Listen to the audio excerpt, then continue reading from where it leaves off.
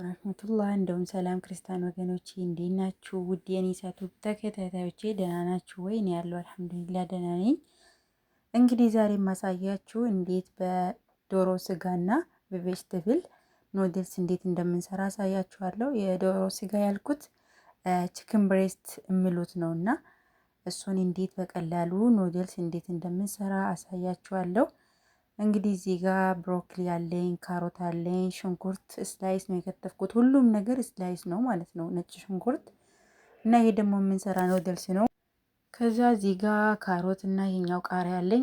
በከለር ካላችሁ ችግር የለም፣ ቃራ ከለር ቀይ፣ ቢጫ ምናምን ከአረንጓዴው ጋር እንዲያምር ማለት ነው።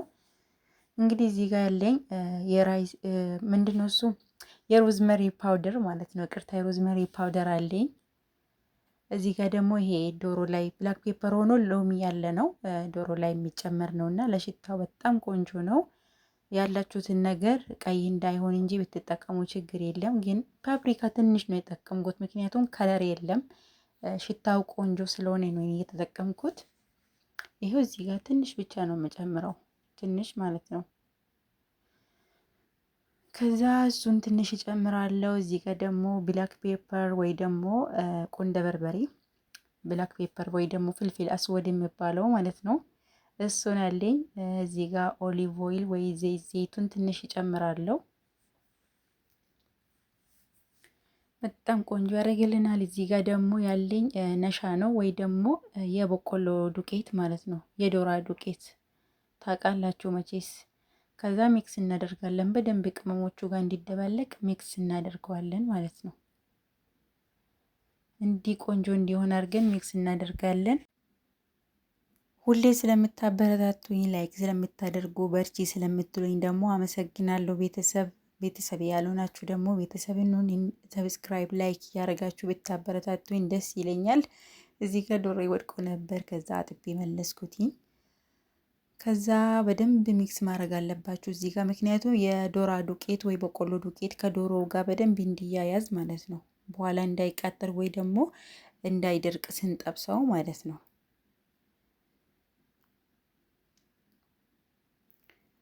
ከዛ እንደዚህ እያደረገን ሚክስ እናደርገዋለን።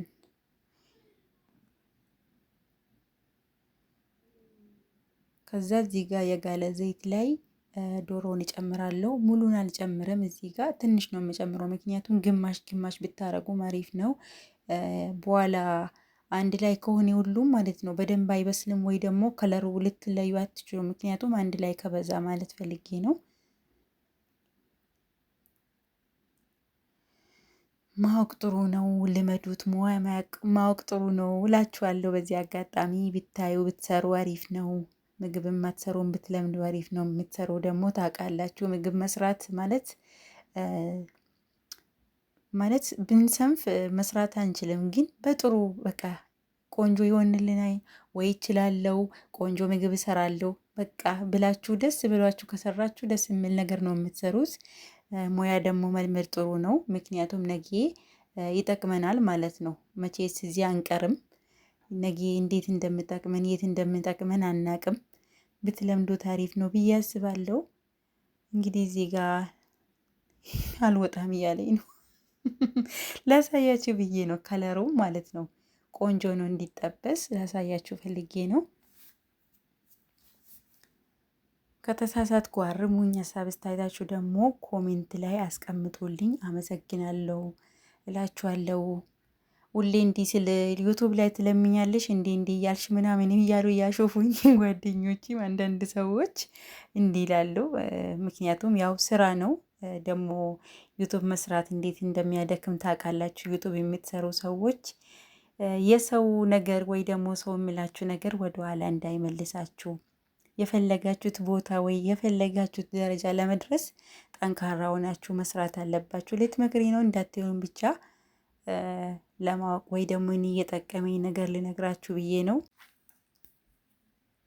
ከዛ እንዲያርጋችሁ ትጠብሳላችሁ እላችኋለሁ። ከለሩን በጣም ቆንጆ ይሆናል፣ በኋላም ይታያል ማለት ነው። ከዛ ያው ቦታ የዶሮውን የጠበስኩት ቦታ ሽንኩርት እጨምራለሁ። ሽንኩርታችን ጨምረን እንጠብሳለን። በደንብ ካልታያችሁ እንግዲህ ምንም ማድረግ አይቻልም፣ ይቅርታ። ያልገባችሁ ነገር ካለ ጠይቁኝ። ያ ሁሉ ሰው በራሱ አሰራር አለ እንዴት እንደሚሰራ ሁሉ ሰው የተለየ እንትን አለው ማለት ፈልጌ ነው። ከዛ እንደዚህ ድምጽ እየተቋረጠ ካስቸገራችሁ እንግዲህ ይቅርታ፣ አልተመቸኝም ነበር ለማውራት። ሽንኩርቱን እንዲያርገን እንጠብሰዋለን እላችኋለሁ። ዶሮ የጠበስነው ቦታ ነው የምንጠብሰው ማለት ነው። ከዛ ነጭ ሽንኩርት እጨምራለሁ። ሁሉም ነገር ስላይስ ነው ብያችኋለሁ መጀመሪያ ላይ። ከዛ ነጭ ሽንኩርት ጠብሰን እንጨምራለን ማለት ነው። ሽንኩርቱን ከጠበስን ትንሽ ከዛ ነጭ ሽንኩርት እንጨምራለን። ከዛ ደግሞ ዝንጅብል ረስቼ ነበር ቅድም። ይሄ ፍሬሽ ካላችሁ የምትጨምሩ ችግር የለም ወይ ደግሞ ፍሬሹ እንትን እንዲህ ሳይፈጭ ማለት ነው ቆራርጣችሁ ስላይስ ልክ እንደ ነጭ ሽንኩርት ብትጨምሩ ችግር የለም። ከዛ ካሮታችን እንጨምራለን፣ እሱንም አንድ ላይ እንጠብሳለን። ሁሉን ሰው የራሱ የሆነ አሰራር አለ አይደለ? ዶሮን ካወጣችሁ በኋላ ካሮትም ልጠብሱ ትችላላችሁ። ሁሉም ነገር እየጠበሳችሁ እያወጣችሁ በየተራ ማለት ነው። እኔ ግን አልተመቸኝም ነበር፣ አልበቃኝም ጊዜ እንዲሁ አድርጌ ጠበስኩ አንድ ላይ ሳይቃጠል። እንግዲህ መጠንቀቅ አለብን እዚህ ጋር ማለት ነው፣ ምንም ውሃ መጨመር ስለማይቻል እንዲህ አድርገን እንጠብሳለን እላችኋለሁ። ከዛ መሽሩም ይጨምራለሁ፣ ፈጥር ወይ ደግሞ መሽሩም ያው ነው ስሙ፣ እነሱ አንድ ነው ስሙ ነው እንጂ እንዲህ ሁለት የሆነው። ከዛ እንጨምራለን መሽሩም እላችኋለሁ።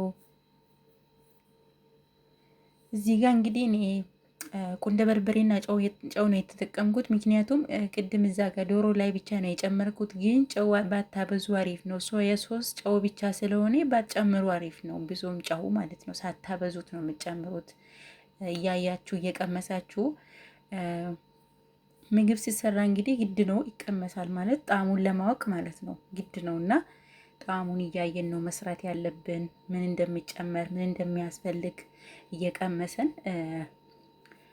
መስራት አለብን ብዬ አስባለሁ። ይሄ የራሴ አስተያየት ነው። እኔ እናንተን አላውቅም እና እንደዛ እላችኋለሁ። ሁሌ ስለምታበረታቱኝ ደግሞ አመሰግናለሁ። ከዛ እዚህ ጋር ቃሪያ ነው የጨመርኩት።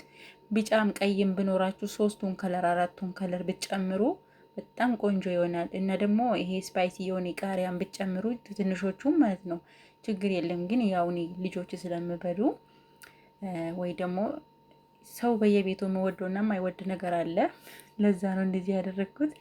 ከዛ እዚህ ጋር ብላክ ፔፐር ወይ ደግሞ ቁንደ በርበሬውን ጨመርኩ። ጥቁሩም ማለት ነው። ብላክ ፔፐር ስላችሁ ፍልፍል አስወድ፣ ትንሽዬ ጨው ጨመርኩት ለቬጅተብል ብዬ እንጂ ዶሮ ላይ ያለ ጨምር ያለው። ከዛ ሮዝመሪ፣ ትንሽ ሮዝመሪ ፓውደር ጨምራለሁ። ከዛ ሚክስ እንላለን እላችኋለሁ ውዶቼ። ያው ምግብ የሚሰራ ሰው ያውቃል ምግብ መስራት ያው ደስ ብሎን ቅድምን ብያለሁ። ደስ ብለን ከሰራን ደስ የሚል ነገር ነው የምንሰራው። እና ደግሞ ሰው እንዲህ ያየ ሊቀልድ ይችላል። ሰው ምግብ ማየትን ብዙም አይወድም ሶሻል ሚዲያ ላይ ታውቃላችሁ። ግን ማወቅ ወይ ደግሞ መልመድ አሪፍ ነው። እዚህ ጋር ብሮኮሊ ነው ያሳያችሁ እና ዶሮውን እንመልሳለን እዚህ ጋር ማለት ነው። ወደ ቦታው ትላላችሁ እንመልሳለን። ዶሮአችን እንዲህ በአንድ ላይ እንዲበስል ጣዕሙን የዶሮውን ጣዕም እንዲይዝ ቬጅተብሉ ማለት ነው ወይ ደግሞ ኩድራው የዶሮን ጣዕም እንዲይዝ አንድ ላይ ሚክስ እናደርጋለን አምጥተን እዚህ ጋር እና በርትታችሁ ስሩ። የምትችሉት ሙያ ስሩ። ሶሻል ሚዲያ ላይም ስሩ። የሰውን ነገር አትስሙ። ሰው አትችም ምን ትሰራለች ልቀልድ። እኔ ብዙ ጊዜ ማለት እንዲህ አይነት ነገር ይደርስብኛል እና እኔ ግን ምንም ግድ አይሰጠኝም፣ እሰራለሁ። የቻልኩትን ያህል ለማሳየት እሞክራለሁ። እንደውም እኔ ስራዬ በጣም ምግብ መስራት ነው ቀኑ ሙሉ ለማለት እችላለሁ። ችዬ ሁሉም ነገር ባሳያችሁ ቢሰራ ደስ ይለኛል። የሰውን ነገር ሰው የሚሰጣችሁት ነገር ከሰው አትስሙ፣ ስሩ ራሳችሁን ብቻ። እናንተ ውድድራችሁ ከራሳችሁ ጋር ጎላችኋለሁ። በዚህ አጋጣሚ ሰው ብዙ ነገር ልል ይችላል፣ ግን የምትችሉት በቃ ዋናው ኮንፊደንስ ነው። ምንም ነገር ለመስራት እችላለሁ ካላችሁ ትችላላችሁ። እና ልትመክሪን ነው ወይስ ምግብ ልታሳይ ነው እንዳትሉኝ፣ ብቻ ነው የምሰማኝ ነገር መናገር ደስ ይለኛል። በቃ ለዛ ነው። ከዛ እንደዚህ እናደርጋለን ውዶቼ። ከለሩ አያምርም? ማሻአላህ ማሻአላህ ማሻአላህ ጉሉ ማሻአላህ። ከዛ ብሮኮሊውን ጨምራለሁ። እኔ እዚህ ጋር እንግዲህ ፍሮዘን የሆነ ብሮኮሊ ነው የነበርኩት። ብሮኮሊው ፍሬሽ ቢሆን ደግሞ ዋው በጣም ነው የሚያምረው ከለሩ። እንዲያርጌ ሚክስ አድርጋለሁ። በደንብ እንዲበስል እንዳታድርጉ። ውሃ ማያስፈልግ ምንም አያስፈልግ። ራሱ ይሄው እያያችሁ አይደለው? የራሱ ውሃ አለ። ውሃ አያስፈልግም ምንም ውሃ ማለት ነው። ፓስታን በዚህ ብትሰሩ ችግር የለም። እንግዲህ እዚህ ጋር እኔ ያሳያችሁት የሶሱን ነው።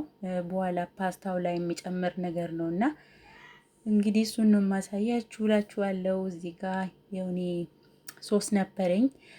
ይሄ ደግሞ ሶያ ሶስ ነው። ለዛ ነው ብዙ ጨዋት ጨምሮ ያልኳችሁ። ለዛ ነው ሶያ ሶስ እና እንትኑን ጨምርኩት። ስሙ ጠፍቶብኛል። እንግዲህ ችግር የለም። ሶያ ሶስ ብቻ ብትጨምሩም ችግር የለም።